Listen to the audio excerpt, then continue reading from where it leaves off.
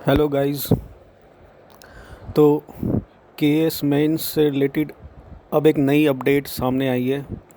जैसा कि मैंने आपको बताया था कि आज एक फ़्रेश पिटीशन फाइल हुई थी और उस पिटीशन का जो आउटकम अभी आया है वो उसके अकॉर्डिंग अब जो जस्टिस ठाकुर हैं उन्होंने ये डिसाइड किया है कि जो जो खान आतिफ़ अब्दुल्ला वाली जो रिट है, जो पिछली रिट है जिसकी जजमेंट अभी पेंडिंग है, वो अब विद इन 1 वीक शायद आ जाए।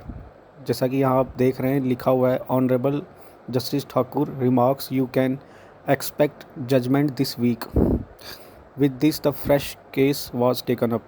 यानी जो पुराना केस है जिसकी जजमेंट अभी पेंडिंग है, उसकी जजमेंट जो है वो विद इन वीक आ सकती है।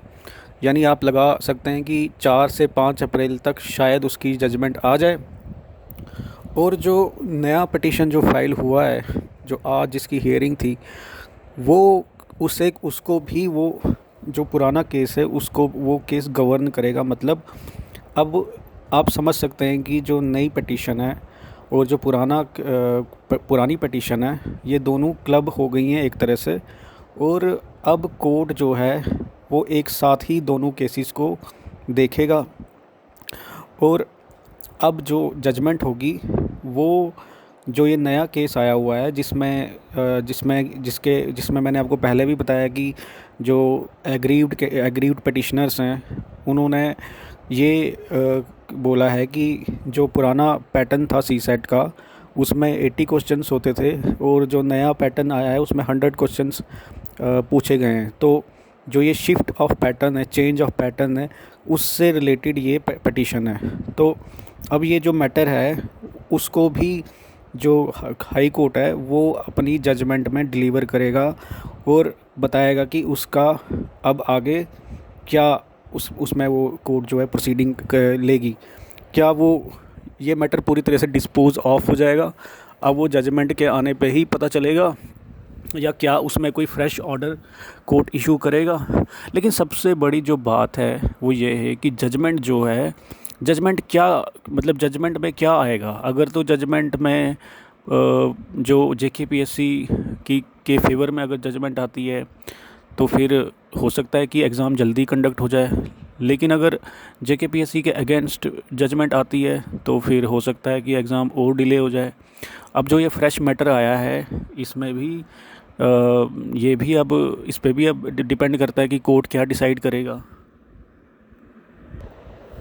तो यहाँ पे भी ये चीज़ क्लियर की गई है कि जो खान आतिफ़ अब्दुल्ला वाला केस है, जो पुराना केस है, उसमें भी अब ये फ्रेश पिटीशन जो है वो दोनों एक साथ अब सुनी जाएंगी। और कोर्ट ने ये भी कहा है कि expect judgment in Khan Atif Abdullah versus JKPSC matter this week, judgment in that matter to govern this fresh petition.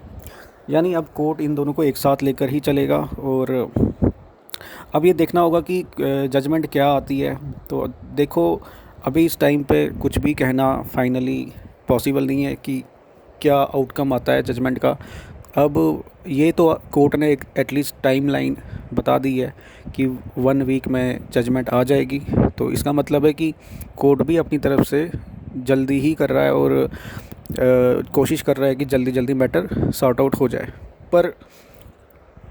पर अभी अप्रैल में शायद, अभी स्टार्टिंग अप्रैल तो मेंस हो नहीं पाएगा और अप्रैल का महीना तो मुश्किल ही लग रहा है। बाकी देखो क्या होता है अब फाइनल जजमेंट में।